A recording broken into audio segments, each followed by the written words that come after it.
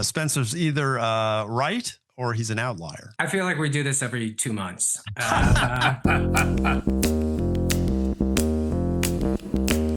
Welcome to Real Clear Politics on Sirius XM for Thursday, September 25th. I'm Andrew Walworth, and joining me are Washington Bureau Chief Carl Cannon and White House Correspondent Phil Wegmann. Well, guys, we're once again facing the prospect of a shutdown of the federal government. These shutdowns have become a recurring drama in Washington. But the wrinkle this time is that the OMB says it would, quote, use this opportunity to consider reduction in forced notices for all employees. They laid out these three conditions. If the discretionary funding for the employee lapses after October 1st, or if another source of funding isn't available, or if the program is not, quote, consistent with the president's priorities. So basically, a bunch of federal employees who would be furloughed under a normal shutdown now face the prospect that they may be fired. Carl, this raises the stakes a bit, I guess, but what do you think? And are we headed for a shutdown? Well, yeah, it looks like we are headed for a shutdown. But if they're furloughed in previous shutdowns, and I covered them going back to the Reagan administration, the employees were brought back, and they were brought back with back pay. This is a whole different ballgame. And the public employees are disproportionately Democrat, especially if they live in Washington D.C. They're almost all Democrats in Washington, and the Democrats who are forcing this shutdown, while trying to blame Trump for it, which is, par for the course. That's what happens. They're in the odd position then of basically leading to the permanent unemployment of tens of thousands of their most loyal supporters. So the Democrats haven't acknowledged this dilemma yet. This is a relatively new announcement by the Trump administration, but I think it leaves them in a tougher place than usual. Phil, what are you hearing from the White House? I was sort of amused that Minority Leader Hakeem Jeffries called the OMB director, Russ Vought, a malignant political hack. Because in this case, it seems that OMB has got Democrats' goat here. They have taken a hostage at a moment when Democrats thought that they were the ones in the hostage-taking business.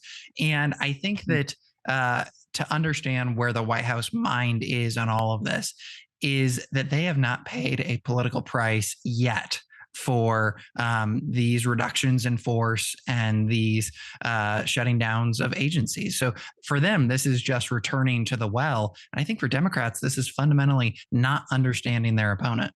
Yeah, it does seem to me that there's a legal challenge coming. If it hasn't been launched already, that's par for the course right now, isn't it, Carl? Right? Someone will sue. And some federal judge somewhere will decide that the administration doesn't have the authority to do this. Well, yeah, but if you'll notice those criterion you read, Andy, they've anticipated this, and they finally, they've gone from saying, when Elon Musk was at the height of his raving magic wand, laying off, workers by the tens of thousands, he didn't know what the agency did or what these people were doing. This is different. If the funding's run out, if there's not another source of funding, these are ways to say, okay, the fiscal year lapsed. The Democrats decided they didn't want to fund the government anymore. Sorry, we don't have taxpayer. You don't have a constitutional right to a federal job. There still will be legal challenges, and I wouldn't put it past the Trump administration, even if they carefully plan this, to then botch the execution of it and just lay people off and have some, talking head go out there like Stephen Miller and just slime the people and make it sound like give the litigants all kinds of ammunition. I wouldn't rule that out, but they're being a little more careful than they were at the outset of this process. And I think that if there isn't government, if the money hasn't been appropriated yet, then the executive branch has a lot more leeway. Mm-hmm. And I think this is a perilous thing. And I am not a person, as you know, Andy and Phil, we've talked about this on the show all year. I do not disparage the federal workforce. I don't call them even bureaucrats. I'm respectful. I think most of these people work hard and do a good job. And that's why this Democrats game of chicken to me is a little. There's always a wrinkle every 4 years. The Obama administration perfected the art of closing national parks, closing facilities because the Park Service was closed that were never closed, like the Lincoln Memorial. It's always open.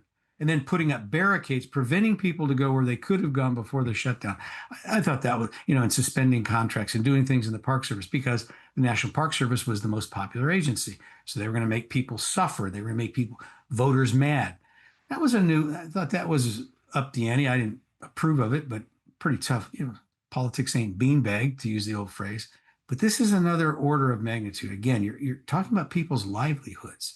And I hope the Democrats realize Trump is serious about this and are careful if they really want to do this. They say they're fighting for health care for poor people. Some of that health care goes to immigrants who don't have papers. Some of it goes to rural people in Trump country. I mean, it goes all over the place.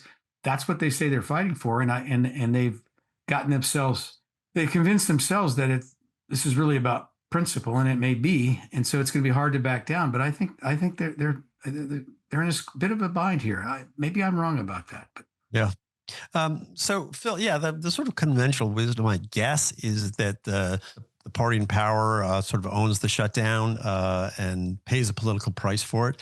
But these have happened with such regularity, and I will admit, I really don't follow these stories, because it seems like 9 times out of 10 at the end they sort of cobble something together at the end. So all the sort of drama and strum and drawing before it is really just sort of it's like wrestling or something. I just plus I find it incredibly boring. But that's me. But what are the politics at this point, do you think? Who would pay the price?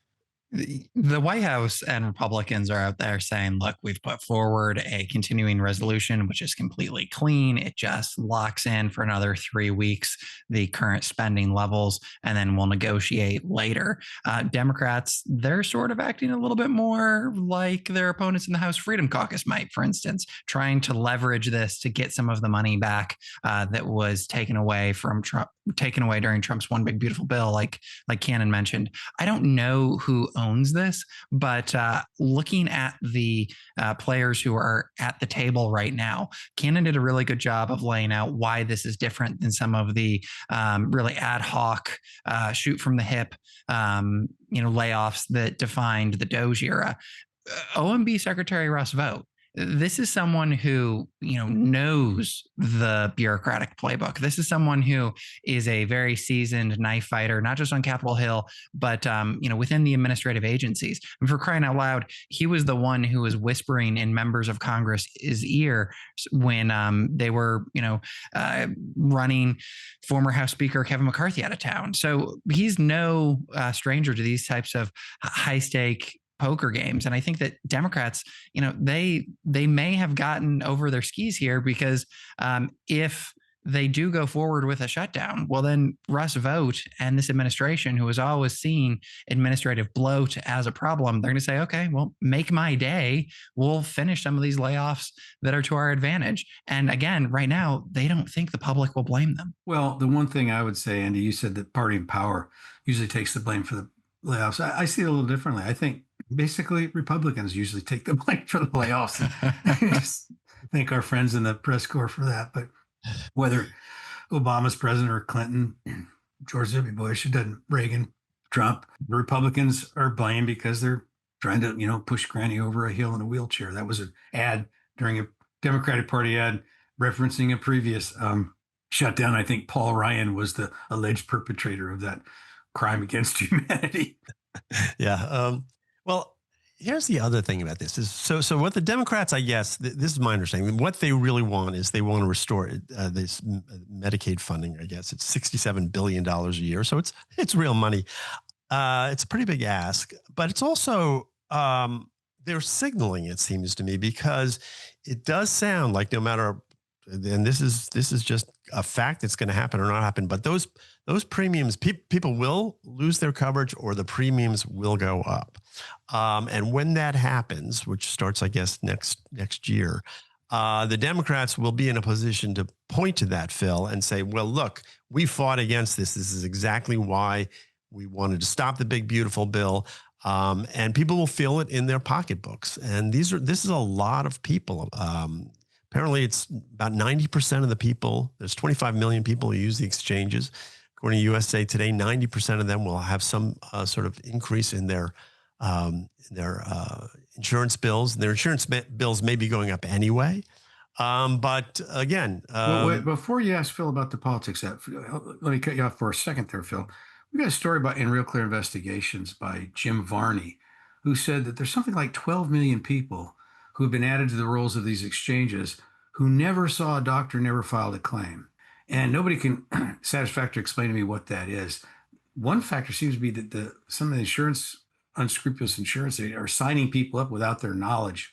And what the Republicans are saying is that if you squeeze the fraud out of this system, it may not be these premiums increases may not be as draconian as you're talking about, Andy, and maybe they won't be felt nearly as much. So I don't know how that's going to play out, but I wanted to throw that point out there. Well, but then you do have this discussion from some of the more populist folks on the right, whether it's Steve Bannon on the outside or Missouri Senator Josh Hawley, who are arguing, wait a minute, you have conservatives on these programs just like liberals. Do not do this. The GOP coalition has changed, and their concerns were addressed slightly when it came to some rural healthcare providers. But like you point out, Andy, there are some folks who are expected to see higher premiums. Maybe, that will be softened a bit because Republicans have been able to get fraud out of the system. But, Democrats, they're in the bullpen already. They're warming up their midterm arguments. Yeah. Well, the article, I tell you, it writes itself. I mean, you can go and find, I'm sure, dozens, if not hundreds of people whose insurance premiums will go up, and that will be a story you'll see come this spring. Anyway, the Washington Post already had one, a woman in Maine who expects her single mom raising a kid who insurance is $400 and expects to double. They're already starting these stories. Right. So, Phil, you have a piece in Real Clear Politics. It's up on the site right now. It's a profile of Education Secretary Linda McMahon. And you write this, quote, McMahon says she plans to save education by shutting down the federal agency responsible for overseeing it. The mission at times can feel incongruent. So what did you learn about this woman who, as you put it, intends to be the last Secretary of Education? So the mission is one thing on paper, but in practice, it's another. You can see some of these paradoxes within the agenda of the Department of Education, because on one hand, yes, they're trying to shut it down, but until they do, they're using all of its powers to go after some of these institutions of higher learning that the administration doesn't like. At the same time, they're trying to give power back to the states at the K through 12 level and really move forward with a nationalized school choice program. So it's sometimes difficult to explain what exactly they believe and what it is that they're doing, depending on the theater. One thing that I was struck by was, when I was talking with the education secretary about how do they actually intend to turn the lights off at this agency, because she knows, and so does everyone else in Washington, that would require an act of Congress. She admitted that she's not talking to any of these members of Congress who have put forward legislation to shut down the department. She doesn't have any advice to them on, when they should make their big legislative push. Instead, as she sees it, the way that the Department of Education shuts down is that they get rid of the majority of the bureaucracy, and in her words, no one will notice. And then I was having a conversation with the chairman of the education committee, Tim Walberg, also of Michigan, and his assessment was that they can, return education to the states, that they can do all of these reforms. And then over time, as cubicles are emptied out over in the department, this thing will wither and die on its own. And then a next administration can step in and actually do the hard work of shutting it down. So a lot to look forward to as we look at the Department of Education, I guess. I recommend Phil's piece to people because I'm hearing Phil talk about the piece. He submitted to me. I edited it. We didn't talk about it much, but it's like, a novelist writes a story and, Jay Gatsby and people interpreting what Jay Gatsby's supposed to be. And, poor F. Scott Fitzgerald is thinking, that's not what I meant at all. But with that caveat, that headline, the last education secretary, that could be ironic. I mean, she herself, she comes across pretty well in this piece, Phil. She's thoughtful. She goes to classrooms, but she's not talking about this. She's not making it a culture war issue. She's making a competence issue. And this point you made where maybe it'll go away just because we'll spend the money more wisely. But as I'm reading it as a reader, I'm thinking she's not the last education secretary. It's like that old Vietnam War phrase, we had to destroy the village to save it. What they have to do to save this agency is cut it way back. But if you cut it way back, there's going to be much less impetus. There's going to be much less fervor to get rid of it. And so as I'm reading it, I think, okay, she's probably not the last education secretary. And if she succeeds in doing what she's trying to do, she could be remembered as the person who saved the agency. I guess saving. What do you think, Philip?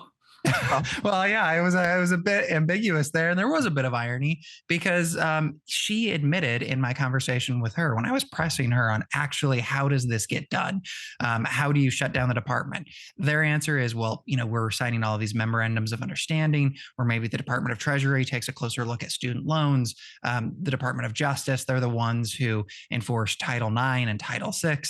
And I'm wondering, all right, how does this thing actually get smaller and smaller? How do you shut it down? And McMahon admitted that she herself wanted to change the narrative from something about shutting down education to moving it back to the states. And I think that's the tell here. Republicans and conservatives, they're absolutely thrilled with what Trump has done thus far. But you have some folks who are saying, all right, like we're taking the president both seriously and literally. We want this thing to no longer exist. We don't want education to be a responsibility of the federal government. And McMahon, as she is sort of, taking her plans and seeing how they survive, first brush with reality, I think she has come to the conclusion as well that, yeah, there's not going to be appetite for a vote in Congress to do this. But what is notable about her is in McMahon, you have someone who is really embracing this moment where Republicans, they are not afraid of government power. They are not letting their limited government principles, curb their appetite for big reforms. And so, even if that conversation about turning the lights out is ongoing, she's the one who is using all of this authority to really humble a lot of Ivy League schools and colleges around the country. So yeah, a lot of paradoxes and maybe a bit of irony as well. And that struck me in reading your piece, which again, I commend to people. It's on the front page of RealClearPolitics. Two things seem to be happening. One is that she's slashing the bureaucracy. She's, canceling these $400 million in DEI grants, doing these things. When it comes to secondary education, especially, but very engaged in higher ed. And I'm wondering, you're getting rid of this agency supposedly, but you're also, taking on new responsibilities when it comes to higher ed. Is there a contradiction there, or is it a redirection, or what's going on? Well, the follow-up question I had to her was, how would a President J.D. Vance continue your work if the Department of Education is no longer here? Again, her answer is that some of these other departments can deal with this. But I think that in McMahon, you have someone who is a very skilled bureaucratic knife fighter. She is someone who, is doing everything that she can absent Congress to, move the ball forward for conservatives. And one of the education experts that I was talking to before this, they said, you would not have had, even in the previous administration, Secretary Betsy DeVos being as aggressive. And so the question was, what changed? McMahon says that the sort of limited government approach didn't work. And she says that explicitly. But one of these education experts who I spoke with, they admitted that, look, for Republicans and for conservatives, the higher education space is one where there are not a lot of hostages for Democrats to take. I mean, what is the conservative Harvard that is going to face blowback as a result of this? And Republicans, they feel like they can run roughshod for now over some of their biggest enemies. And look, I mean, they've been successful. If you look at Penn or Columbia or Brown, these are big dollar settlements that they've reached. And talk about her relationship with the president, because you get into that a little bit in the piece. Linda McMahon met Donald Trump when he was a fan of World Wrestling Entertainment. Obviously, this is the background that she has. And it's, I kind of make a little bit of fun at that soap opera and spandex because, we think, okay, well, this is fake wrestling on cable news, but it's $1 billion industry. And McMahon is the one who formed that out of nothing. So she comes across President Trump in the 80s and 90s. They form a close friendship. I think they even went to a couple of Rolling Stones concerts back in the day. But, McMahon is the rare member of the president's cabinet who has returned from the first administration. And that's because he trusts her. Sarah Huckabee Sanders, who's now the governor of Arkansas, she said, no, you have to pay attention to that because, what was one of the defining characteristics of Trump's first 4 years? Well, if he didn't like someone, if he didn't think someone in his cabinet was doing a good job, he just fired them. That didn't happen with McMahon when she was running the Small Business Administration, and she got a promotion in the second administration. But this also isn't just, non-horrific. Trump promised to shut down the Department of Education. He called going after the accreditation system, his secret weapon. And McMahon, she's his champion in this fight. We have to talk about this. This is the spat between Kamala Harris and California Governor Gavin Newsom. In her book, she tells this story about how when she texted him about Biden dropping out of the race, he was, quote, too busy hiking to get back to her. He claims that her text came in in an unknown number. She then says he never called her back. He says he endorsed her shortly thereafter. Carl, it just reminds me of being in junior high school, but I suppose it does have some serious implications. So what do you make of this spat between these two people about who didn't text who?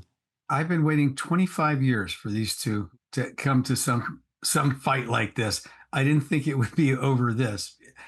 They came up San Francisco politics. They're roughly the same age, the same generation.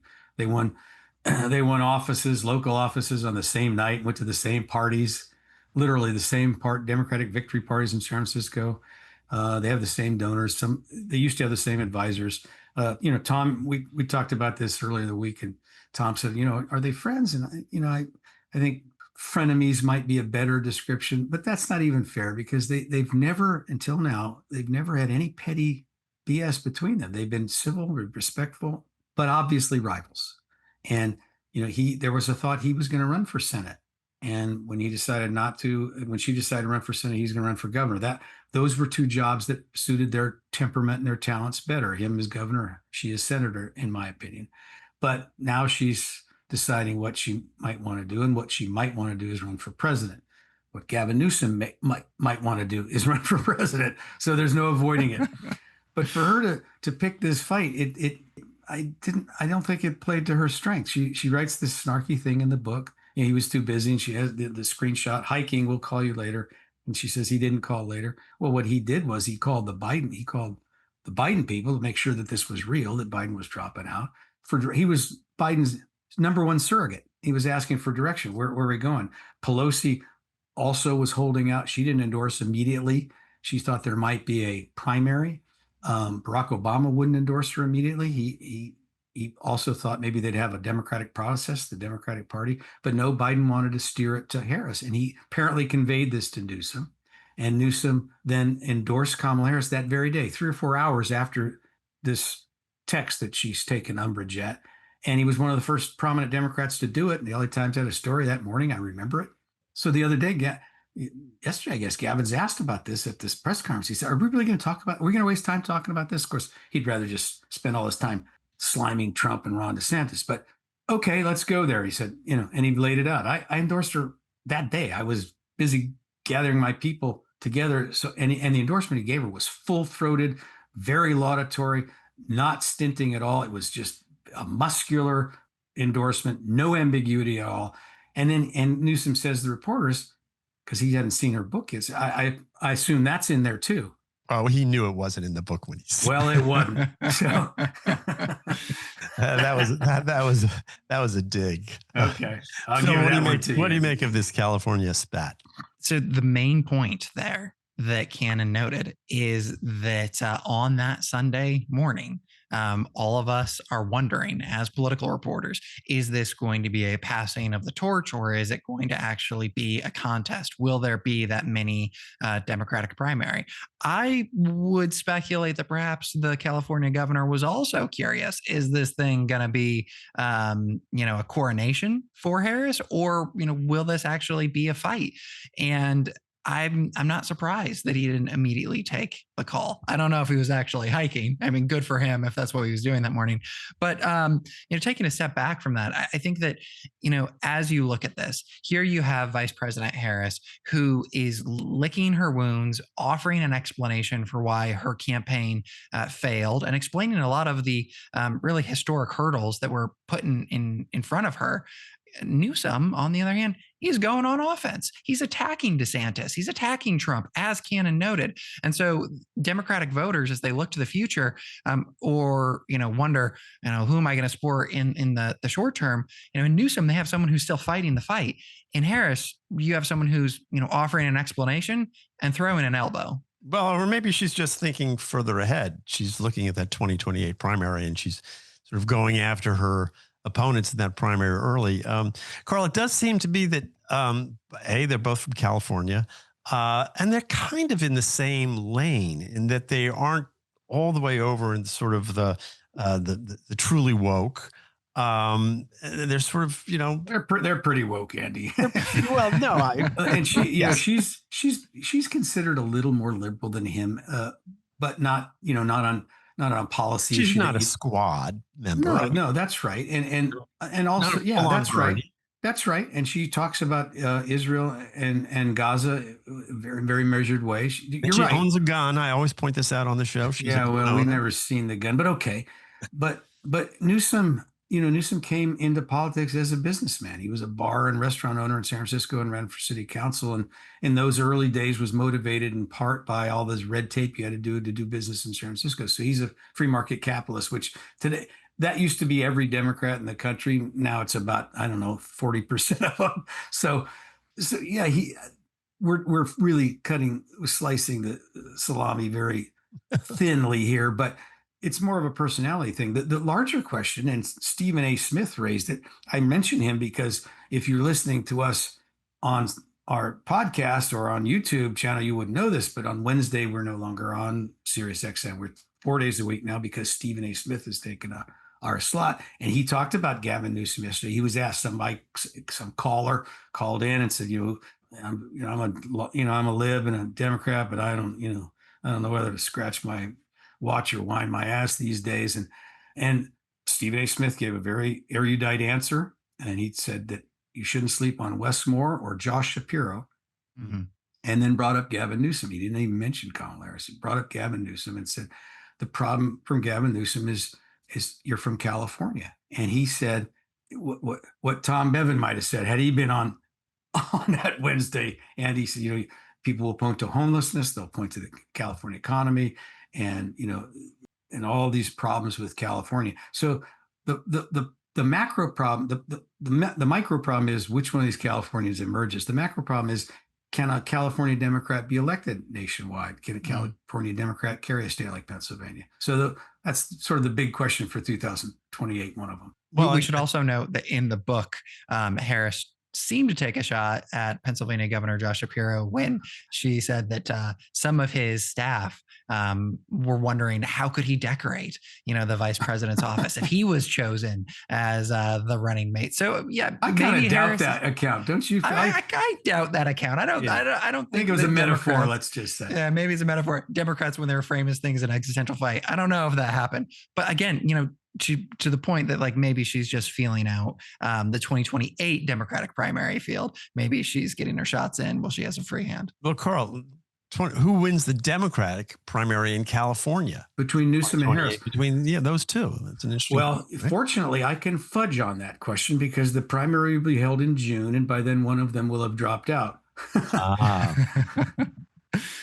So, well, that's a good point. But play just who's more popular in the state? Yeah, who's more popular in the state? That's really what I was driving at. It's hard to say now. She was who's less unpopular? Yeah, well, it would have been Harris, but losing to Trump is not going to be a badge of honor in the Democratic primary field in 2028. That's going to hurt her.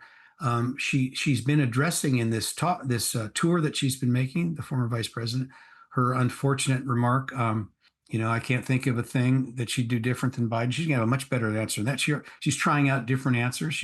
She did the gridiron, kind of laughed at herself, made fun of herself, which is a nice start. And she's going to and she's going to develop a series of answers. And what she's going to develop is things she'd do different than all these people, including Gavin Newsom. So she's going to, if she runs for president, my guess is she's going to run a smarter and more disciplined and focused campaign than she did the first time she ran.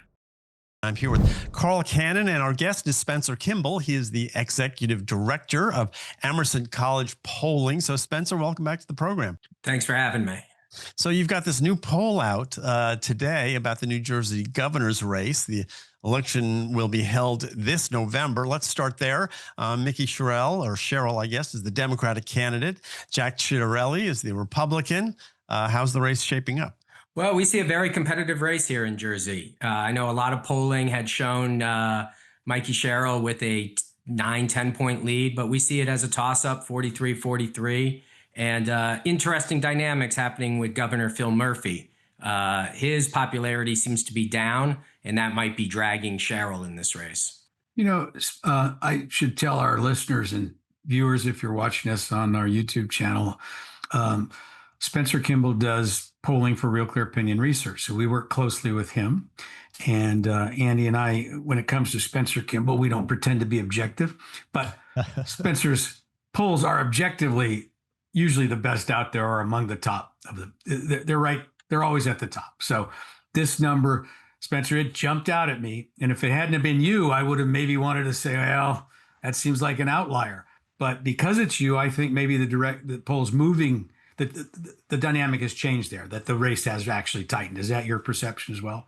Well, I don't know if it's tightened or if it was always tight. This is our first poll out there. And, we saw this back in 21. Those polls were really high on Murphy, and that was a 3-point race. Now, we had it between 4 and 6, which was a tight race, but most of the numbers were very high, and that's what we were seeing. So to your point, when I saw those returns coming, I'm looking at the raw data, and at first I'm like, okay.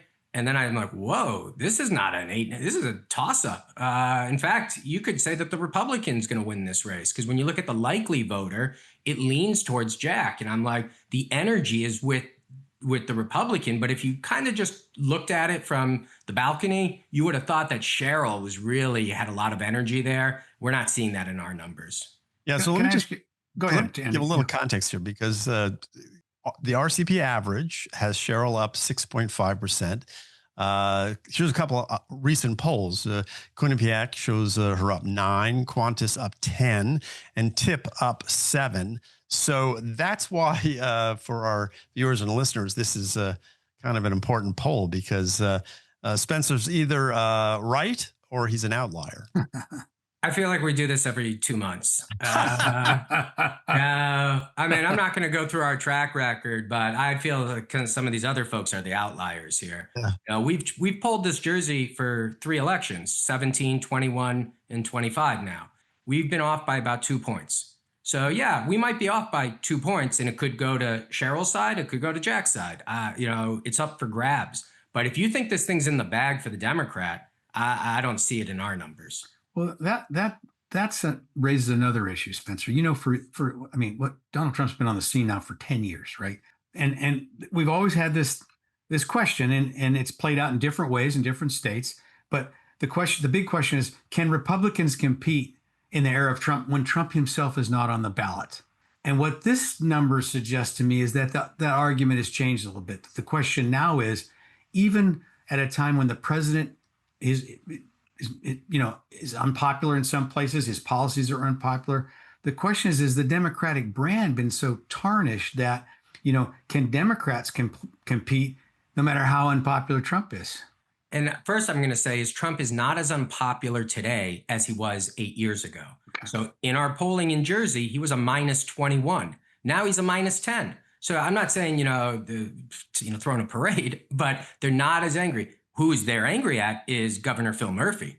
He was a +6. He was up at 49. Now he's at 35% approval. So that's where you run into some of the state issues. So Cheryl's trying to connect Citrelli with Trump at the federal level, and at the state level, Jack is trying to connect Cheryl with Murphy. And it's a very interesting dynamic on a state race. And it looks like it's working for Jack right now, because you would have expected Cheryl to be up by more based on like the historical context of the race. What are the issues in New Jersey? I'm sorry, Andy. I jumped. Go ahead. Spencer, what are the issues in New Jersey that may not be, national issues? Are there any different dynamics there in terms of policies?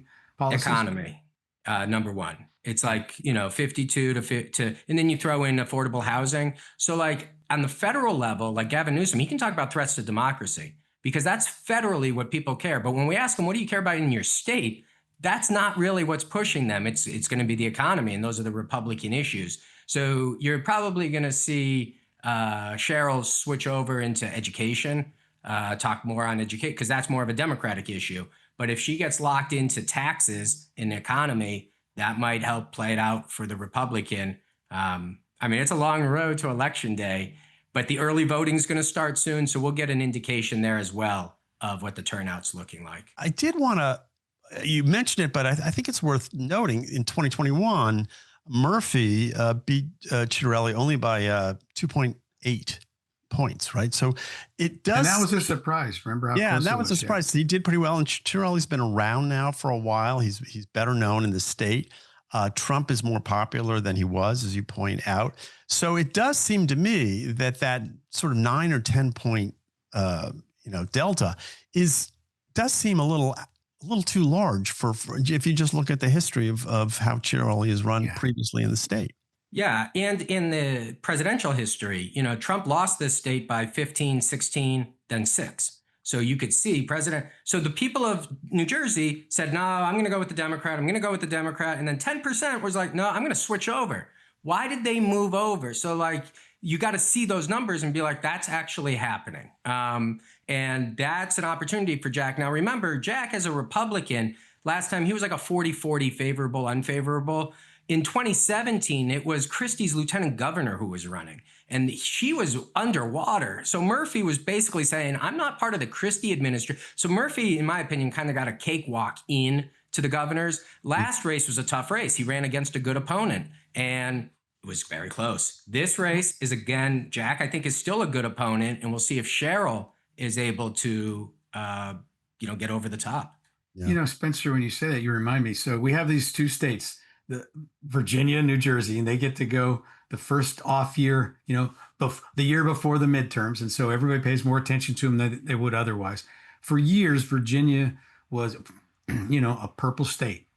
And if Virginia goes the way the polling looked like there, we're going to have to say Virginia is a blue state. It's gone for the Democrat in the last several presidential elections. It will have 2 Democratic senators, a Democratic governor. But New Jersey, which was always a blue state, may be moving into purple territory. And this, we talk about swing states, the 7 or 8 swing states, but it's not the same 7 states for 20 years.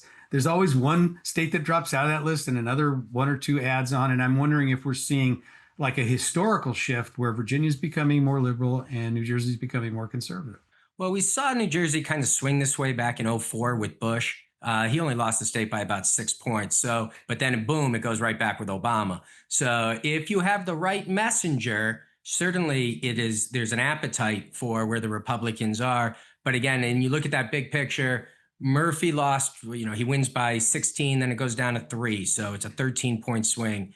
Biden wins by 15, then it goes down to 6, a 9-point. So it's trending away from the Democratic issues. And if I'm on the Democratic side, I'm concerned about that because that's a safe state. Now, you also have some other, baggage in the state. You got Menendez going on. So there's always, a couple of things percolating under there. But I think the real issue is Murphy.